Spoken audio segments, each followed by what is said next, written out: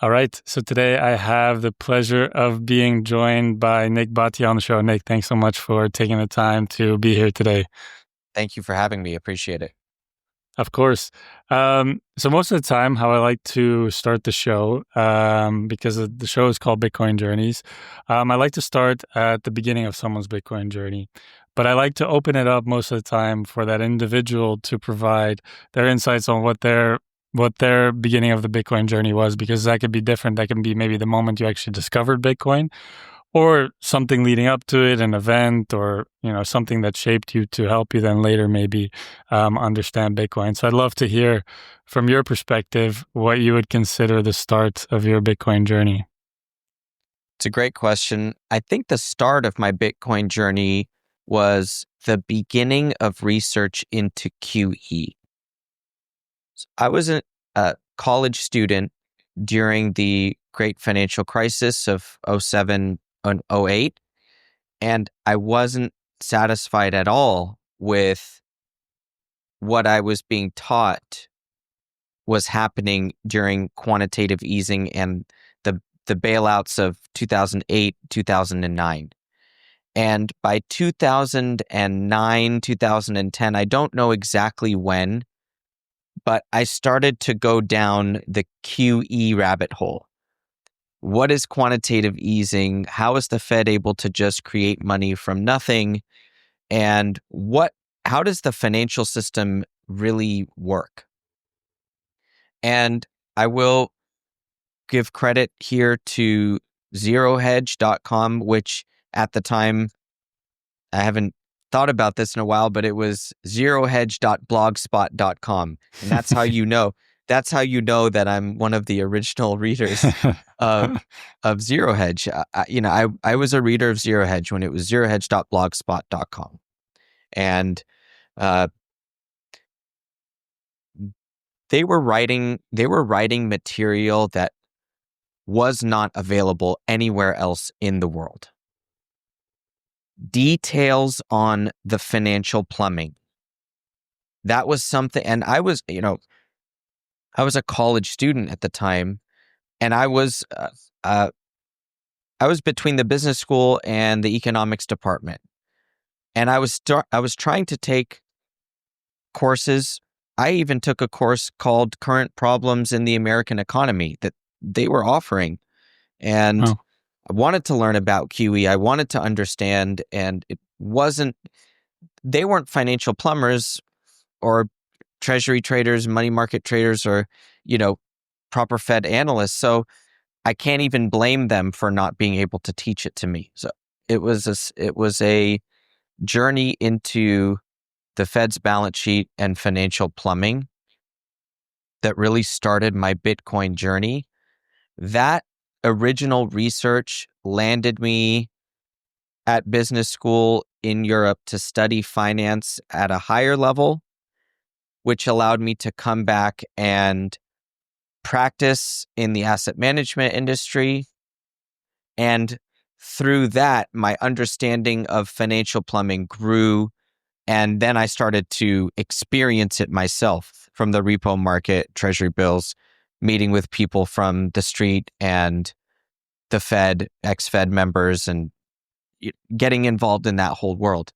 And somewhere along that, I discovered Bitcoin itself. But when you said you can start it at any time, I do want to start with that original self-education on Zero Hedge in the early days, where I learned about financial plumbing myself from Wall Street hedge fund types.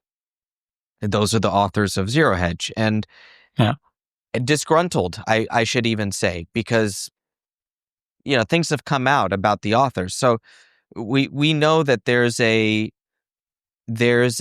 disgruntled nature to the spirit behind the original writers, but there's also an expose mentality or mindset from the origin. And I'm just speaking as an original reader before they had outside content, before they had ads, all of that, before they had tiered paid subscriptions and everything of the like. So that's where I started my financial journey, and I should also mention to you that at that point, it wasn't like I was suddenly interested in global markets. The Hmm. interest in global markets dates back to when I was uh, a boy, and I was being exposed to CNBC and that whole world of stock trading, if you will, as a young person. So it does go way back in terms of my interest building, but this trigger point to understand how money works was around 0910. And then my discovery of Bitcoin was in 2016. I would say somewhere midway or early in my journey of understanding financial plumbing. Yeah. And yeah, I think that's why I always like to ask this question because I think, I mean, the start of the Bitcoin journey is interesting, but I think a lot of times in a lot of the different Bitcoiners that I've talked with, there's some formative event or something that kind of leads up to the discovery of Bitcoin that also makes them more easily able to understand. And I think, the 08, 09 financial crisis was a big event for a lot of people. And it's interesting that you bring that up because it was also a very complicated financial crisis, right? I think all of the different things that were involved to cause this collapse. I mean, a lot of it now, maybe in hindsight, seems more obvious, but I think at the time, it was probably difficult to imagine everything that was going on in the system. And so I'm curious from your experience, doing that research, learning more about quantitative easing, but also learning about, what caused it 08, 09 financial crisis. What were some of the key things that you learned from that maybe opened your eyes to the inner workings of the financial system? The learning is a journey, so it didn't happen all at once, but there were a couple of shocking things to me. And as you're asking the question, the one thing that comes into my mind is the word trillions. Hmm. That was a word that I wasn't really exposed to up until that point, and it really put in perspective because I'm a math guy, so I think about just good at numbers and thinking in big numbers, being able to relate billions and millions and thousands and billions, and just being able to do that order of magnitude mental jump, getting to the trillions in that, basically increasing the order of magnitude of what I was seeing in the world by two. So you're seeing Hmm. numbers between, up 10 billion, 20 billion, 30 billion when you think about corporate deals and acquisitions and all these kind of things. And that's the biggest of the big, right? Um, ExxonMobil, if I am remembering correctly, ExxonMobil had set a record many, many years ago, 40 billion a year in 1 year profit. Yeah. This is, I would say, 15 years ago, maybe. So you're thinking about 40 billion as one of the largest numbers that you're exposed to in this world. Hmm. And all of a sudden, Citibank gets an $800 billion bailout. And Maiden Lane, which people don't know, in New York, the Fed is on Liberty, and the street parallel right behind, or I should say, above Liberty, is Maiden Lane. So they named this bailout facility Maiden Lane, which was the one that bought the toxic securities from, I believe these are the original Fannie and Freddie securities that they bought and put into Maiden Lane. We're going way back here. This is fun though, because it's all really important. Yeah. The Maiden Lane was a multi-trillion-dollar facility, meaning it was over $1 trillion in that the Fed created in this special purpose vehicle, spin-off vehicle that they called Maiden Lane. This was shocking to me. And I'm one that wants to know how the world works. So that means if I'm not equipped with the skill to understand and explain multi-trillion-dollar bailouts and facilities, I'm going to be behind the curve if I want to join this industry in the long run. Yeah. And so it was very obvious to me that this was something that I could dedicate my life to in terms of thinking in trillions and being able to actually comprehend it. And that's a big part of my journey now. It's probably a big part of why I understood Bitcoin very quickly, I would say, relatively speaking. Hmm. Yeah, and it's a really interesting story, and I think going back and talking about this history, I think is very important as well to kind of also preface the value proposition behind Bitcoin, but also to understand a bit also the why Bitcoin was created, right? In the initial when Bitcoin was created, it was like a chancellor on the brink of bailouts, right? So it was made as like a revolution against these bank bailouts. But I think, before we kind of get into the Bitcoin side, what is also interesting to me is your experience, because I think you had this bridge, right? Also working in the traditional finance space in the fixed income markets. So I'm curious also to hear a bit about your experience in that space, and what that was like. It was the best. There's really no other way to describe it. It was the best because as someone who's interested in financial markets, being a treasuries trader for a top asset manager and facing the street was the best. You're at the heart of it. You are at the center of conversations with TBAC, which is the Treasury Borrowing Committee, the Treasury Department itself going out and saying, "Hey, where can we issue and how much and what are your thoughts?" That's everyone's favorite phrase in the Mm. what are your thoughts? What are your thoughts here?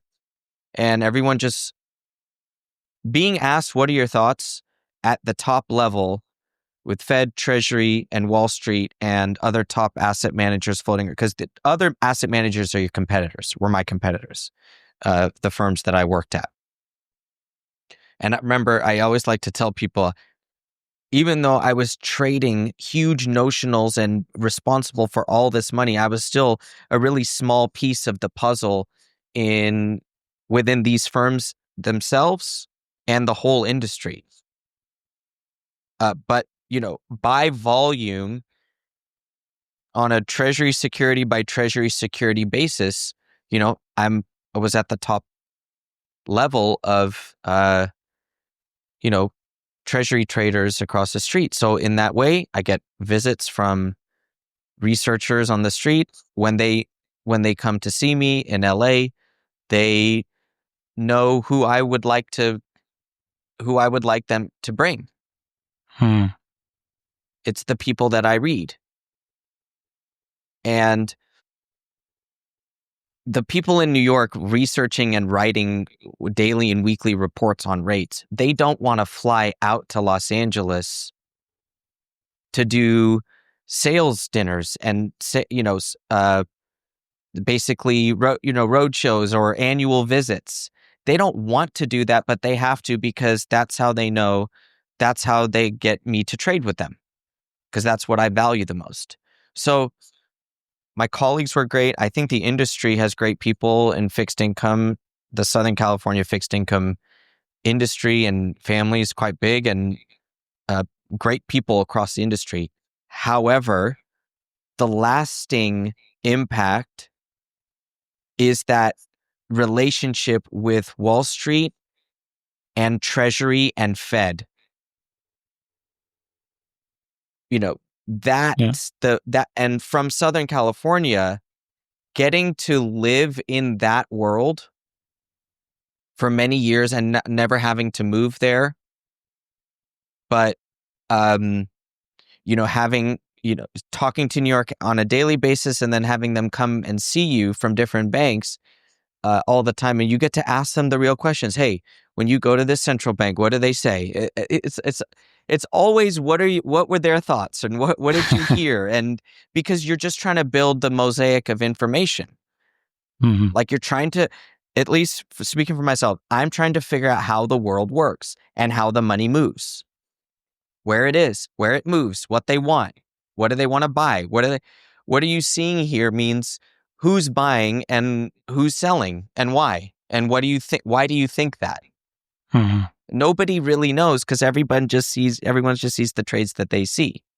But when you piece it together, then you can start to figure out, oh, this is what this world wants, and this is what this world wants, and this is how this world profits, and you kind of figure it out. So you asked me how was it? It was the best. There's no doubt Mhm. about it. I still miss the desk life because you're inside the matrix, like living it and kind of seeing the numbers go across the screen and all of that. But it feels wonderful to not have to be living that life 24/7 equally at the same time. So I always count my blessings, both the experience that I had and now a life that is with less complication, and Mhm. of course, working for the man and all of that kind of stuff uh, Yeah. that goes with that. Yeah, and I think that your background I think is really interesting because, like you said, you were in the trenches, right? In the trenches, right? And I think um, I'm sure the amount of knowledge and lessons that you learned from, especially because I think the fixed income space is a pretty confusing space in my opinion because it's something that not a lot of people truly understand. It's not like stock trading or security analysis. I think there's a bit more. Um, intuitiveness behind that. I think the fixed income space is much more difficult to understand because I think you have to understand, the Fed, how that works, and the interactions that it has with Wall Street, and like you said, so the different interplays. Um, not to keep harping on this, like what are the key lessons, but I do think it's interesting to understand, like what did you get out of that experience that, you like that also kind of shaped your view on not just finance, but also later on Bitcoin as well.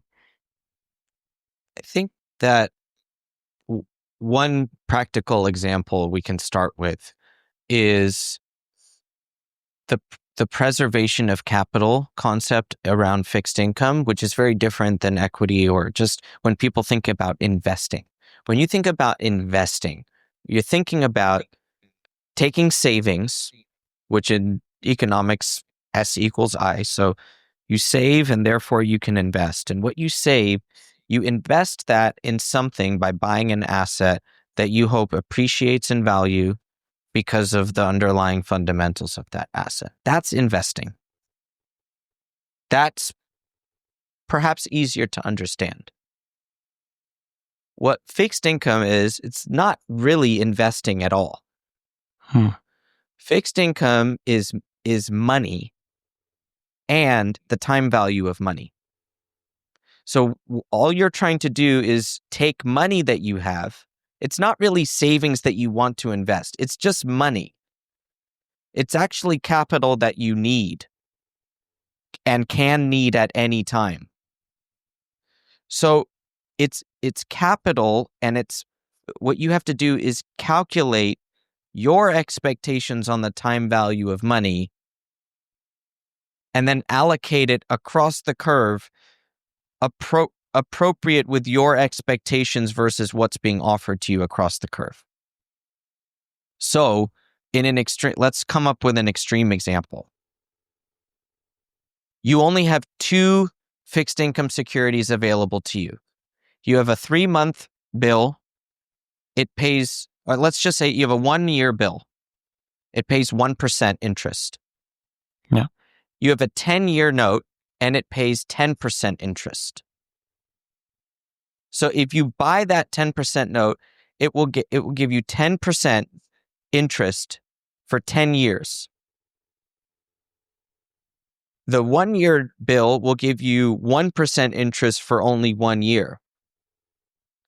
But the 10% and 10-year note has risk in that if market yields go up, the price of your security goes down a lot, and you might not be able to sell that security for 100 tomorrow. It might be at 98, 95 in a month. So in this extreme scenario, you have two options. You can either lock in 10% for 10 years, or you give up all of that yield, but you guarantee yourself that you're going to get 100 in 3 months. Yeah. Now, if you have a construction project that you need to start in 3 months or in 1 year, let's say in 3 months, that 1-year bill that you own, which will be a 9-month bill at that point, you know that when you go to sell that 9-month bill into the market, there is mathematically no way that it can be less than $99 in price. And in that 3-month period, you had no exposure to a bank, meaning Yeah. the whole thing could have come down and you still would have been holding a Treasury bill, an obligation from the US government. Okay? In this extreme example, you can see why fixed income matters and why fixed income is basically just when you choose to need your money and your Mm-hmm. risk. Now, you might look at that 10% yield and think, oh, well, I might start my construction project in a year. So I can get 10% for the first year. I take risk, but if rates don't go up more than 1%, let's say they go up only 50 basis points, I'll lose 5% on my bond, 95, but I'll get $10 in interest. So I'll be at 105 versus 101. So that's a risk that I'm willing to take. And you put your money in tens instead of a 1-year note, 1-year bill. So that's what fixed income is. It's basically math and time value of money at all times. That's why I'm time value of BTC. Yeah. It's just like I'm a time value, student from the beginning. And, for me, from the beginning means when I went to Spain to study, because that's when I started to study interest rates and build my own fixed income spreadsheets and see the cash flows over time and how they discount to the present. A fixed income price is literally the cash flows discounted to the present at the market Yeah. yield. So it's very mathematical. And there's actually no subjectivity to fixed income valuation. Like zero. Yeah. Credit, yes, but rates, there's zero. It's purely mathematical. There's no valuation, right? Mm.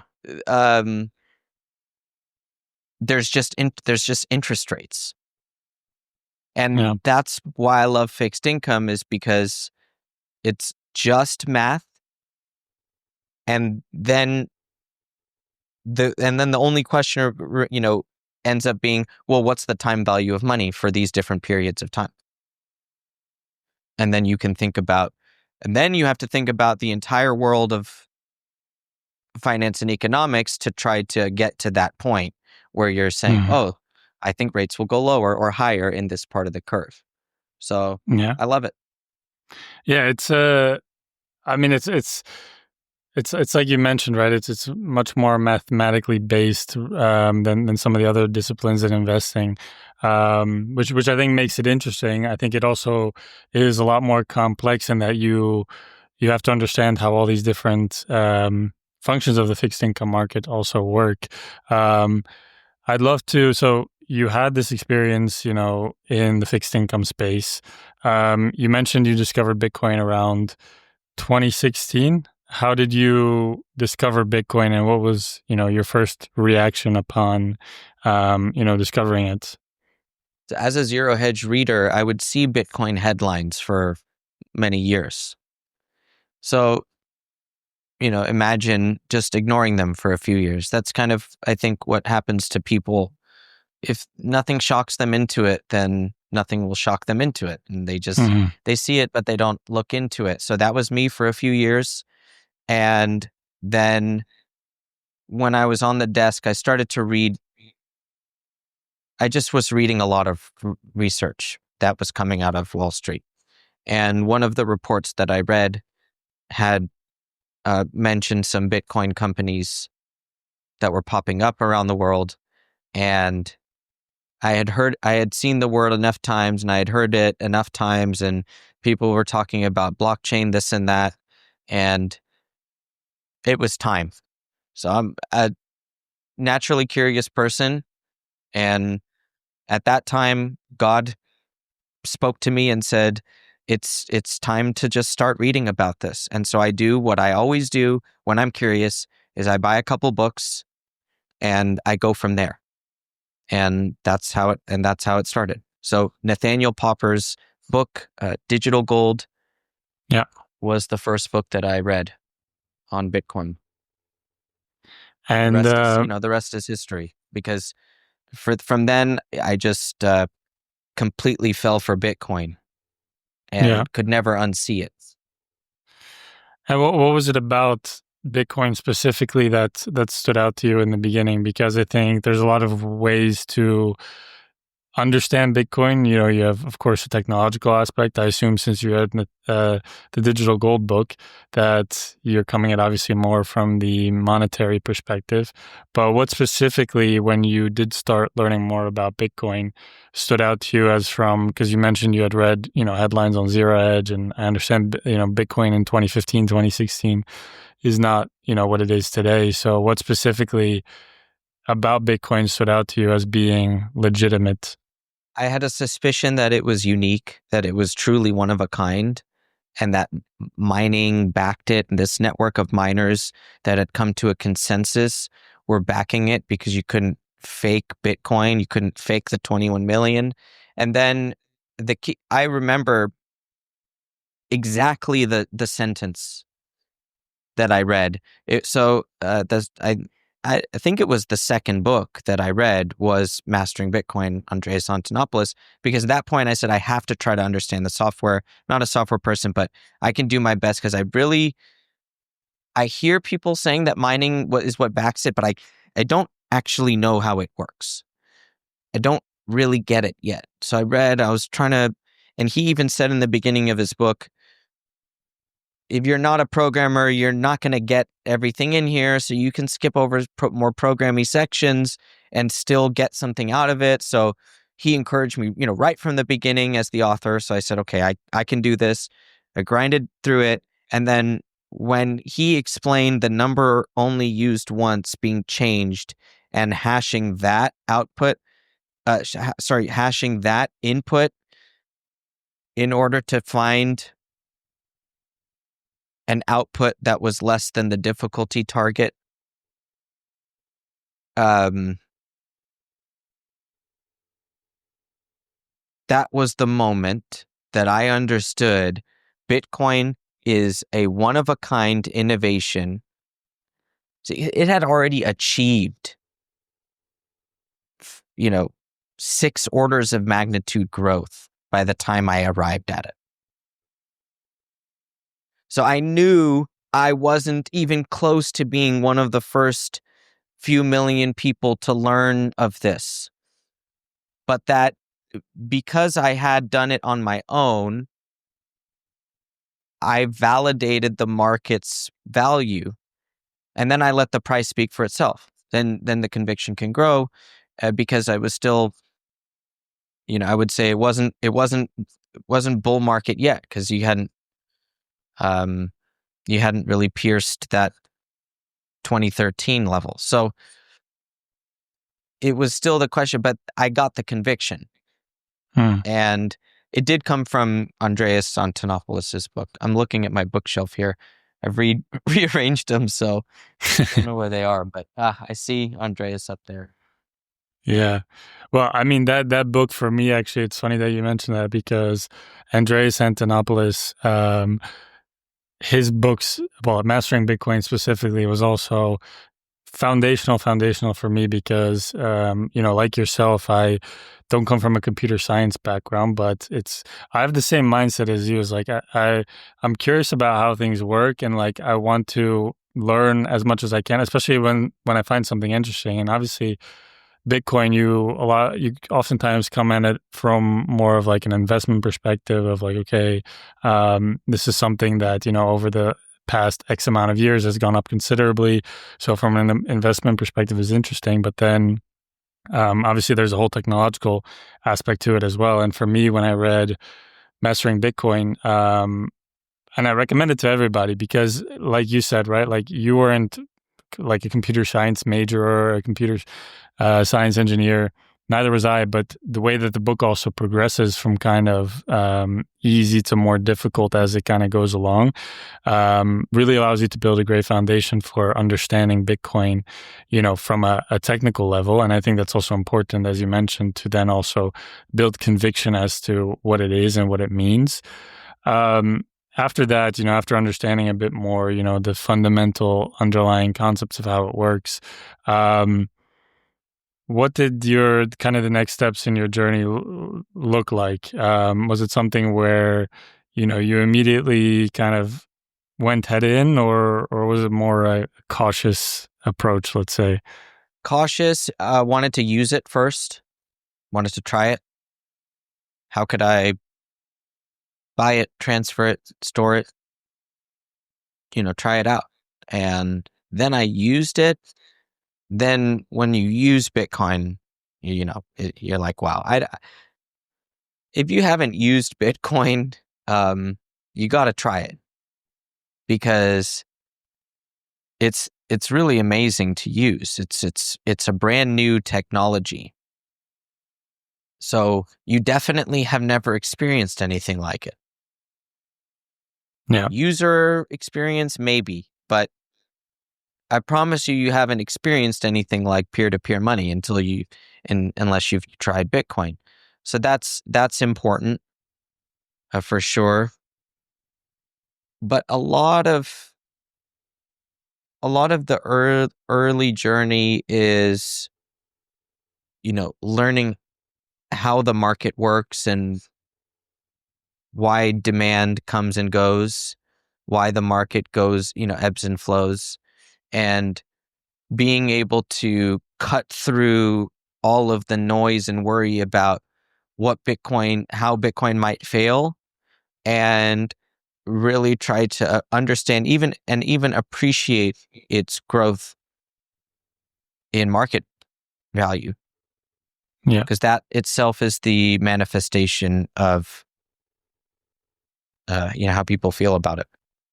Yeah, agreed. And I think the point that you also made there about actually using Bitcoin is super important. And I think, now obviously we're at a different stage of adoption than, 2015, 2016, where now we also have, investment vehicles like an ETF that's built out. We now have these Bitcoin Treasury companies like MicroStrategy that allow you to kind of get exposure to Bitcoin.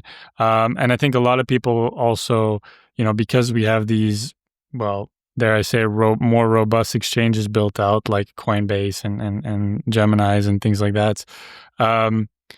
People, especially when they're approaching it more from an investment standpoint, I think, for example, my dad, right? He likes to, well, he's interested in Bitcoin from an investment standpoint, but then as soon as I tried to get him to, get a hardware wallet and use it also as the technology is, there's more pushback because a lot of people, I think, are viewing it more just like, okay, it's an investment and that should be it.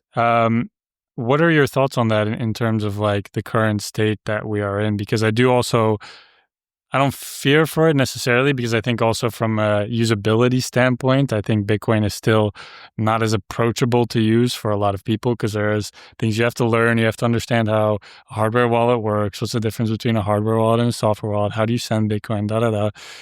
But I do fear that a lot of people who are investing in Bitcoin are missing out also on that technological standpoint. And like you said, once you really also start to understand, oh, this is peer-to-peer money, and I don't have to go through a bank, I don't have to go through anybody to send this to anybody anywhere in the world in instants, in seconds now, especially with the Lightning Network.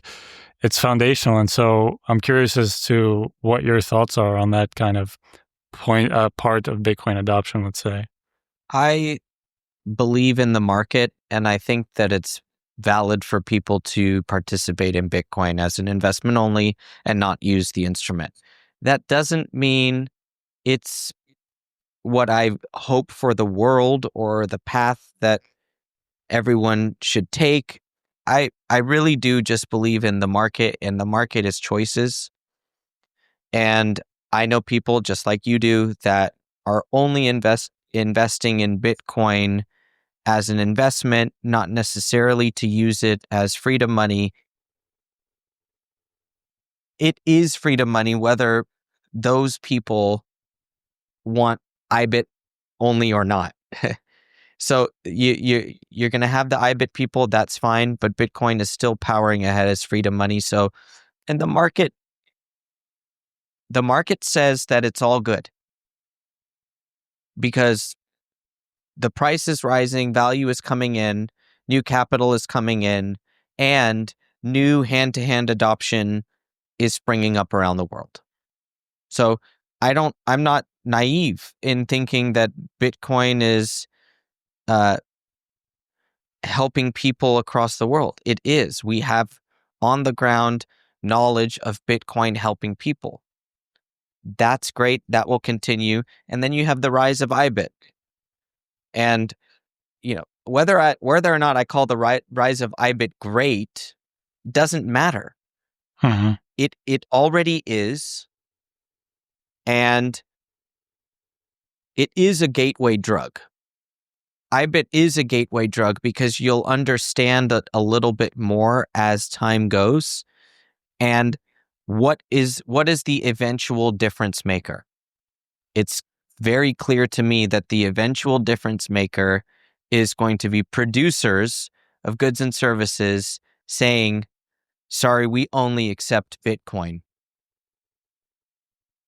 Yeah. And that will bring the last people that are maybe in it as an investment only to actually be forced to use it as a transactional tool. Whether that happens, broadly across the globe anytime soon or not, I don't know. I do feel like there are sections of the economy that will go that way ultimately, and that will live more in that decentralized economy. But even that might be naive to underestimate the power of the state to persist and enforce legal tender law and all of these sort of things. So sorry to go off a little bit there. No, not at all. I think it's a good point you make, and I think of course, you also authored the book Layered Money, which I think highlights also a bit the evolution the monetary system goes through. You kind of use the example of gold and how that kind of built the foundational layer for other layers to be built on top of that. And I think that's also something that a lot of people talk about in Bitcoin, and you mentioned as well, having kind of like Bitcoin as the foundational layer of money. How do you see, especially kind of given the current state and environment that we're in, how do you see Bitcoin and, Bitcoin system, let's say, coexist or evolve with the fiat system, in the near to medium term? A fiat system is, I would argue, not losing any network size. The global population is growing and the number of people using that system are growing. So in that way, I see the fiat system very persistent. Now, earthquakes and disruptions and eruptions within the fiat system, this fiat versus that fiat, that's going to rage on. And it might look for Bitcoiners like the whole fiat system is collapsing, but it might just be a war within fiat. But the fiat network continues to grow. So I see that while I see that, I also see the Bitcoin network growing and continuing to grow as well, which is interesting because it shows you the two systems can coexist and grow together, which they have. But over the last 16 years, both systems have grown. So they'll likely continue to, in my opinion. It means that they're not fighting over the same network of people, that they can overlap. Because I would argue you and I are both fiat and Bitcoin network participants. Mm-hmm. And so we were one only and we're now the other. But the number of people that will be Bitcoin network only and never use the fiat system means you'll never use a bank and you'll never borrow dollars or get a mortgage or or lease a car even. Yeah. And if you'll never lease a car and never get a mortgage, will you be able to participate in the increases in standard of living or pursue your own increases in standard of living in the current fiat system? Mm-hmm. I would argue no, so then you have to leverage the fiat system as well. That's why I believe they coexist, is because the fiat system is the credit system and the world is dependent on it. And even if individuals say, I say no to credit, I don't want to borrow, that may be their choice, but it might prevent them from pursuing a certain standard of living because of who they are competing against for assets, which Yeah. are people that have access to credit and Yeah. choose to use it. Yeah. Yeah, no, it's interesting, and I mean, I agree with you. I think at least for the foreseeable future, these two systems, are going to coexist together. Um, you also just came out with a new book, titled "The Bitcoin Age." Talk a bit about, the main concept in there and kind of what your idea is of the Bitcoin age, let's say. Yes, Bitcoin Age captures this credit system and its birth and its growth and its persistence. So the euro dollar especially, and locking in this idea that the dollar is a global banking dollar, much less so a sovereign instrument and a national currency. It's a global banking instrument.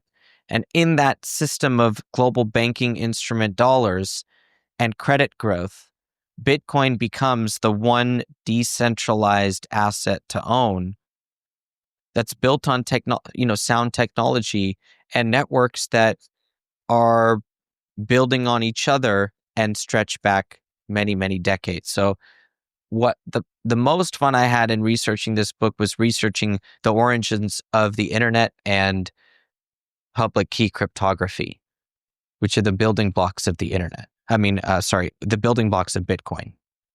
So I think readers will have, experienced Bitcoiners will have the most fun with the history of the internet and the history of cryptography portion of it, because I know I did a lot of research into that, but I also did a lot of research into the euro dollar and the formation of the Fed and some really interesting stories about the Fed and its experience with European banks in the late 50s and early 60s and what went on at Basel at the Bank for International Settlements from the 30s all the way up until the 70s. And the origins of the Basel Accords. Really fascinating origin story of Bitcoin that is uniquely mine, combining, several years of research and very different than layered money, which is a 1,000-year history of monetary hierarchy and how gold paved the way for a layered system and then was dismissed from the system. So we talk a little bit about the dismissal of gold in Bitcoin Age, but the books are quite different, and very proud of both, and I really hope people will take a journey with both of them. Yeah, and I highly recommend my listeners to check out both. I think the research and the insights that you provide in the space, including the Bitcoin layer and your publication there, which also has great insights on your podcast, on your YouTube channel, but also on the publications that you put out. And I'll be sure to link all of that in the show notes so that my listeners can also check that out. But given that we're short on time here, I want to ask you for one last question that I ask at the end of every interview, and it's because given that we have a lot of new people entering the space from many walks of life, what advice would you give to someone who is new to the Bitcoin space, or let's even say they enter the crypto space? But yeah, what would your advice be for them? Yes. The first bit of advice would be to really caution yourself from the crypto world. This is about Bitcoin and the innovation of Bitcoin. I named my company The Bitcoin Layer. My book is titled Bitcoin Age. My handle is Time Value of BTC. And the subtitle of Layered Money includes the word Bitcoin. Bitcoin is the innovation. So any educational pursuit here should be about Bitcoin. That would be my biggest advice first. And of course, the books are written for new people, because it's really hard to say to a new person, here's a YouTube channel, go watch 73 episodes to get yourself caught up to speed. Yeah. So the books are written to fast forward you to be able to start watching something like the channel or to start listening to this or that podcast. But I really, do try to lead with my books in starting people on the right direction. But even then, sometimes it's not enough to say, read the books. You got to just tell them first and after. Don't get distracted by crypto. Yeah, agreed. Couldn't agree more with that. I think that's a very important distinction to make. And I think your work also provides a lot of clarity around why Bitcoin and not crypto. So, Nik, I really appreciate your time. I appreciate everything you do for the space. I got a lot out of this episode, and I'm sure my listeners will as well. It's my pleasure. Thank you for having me. Of course.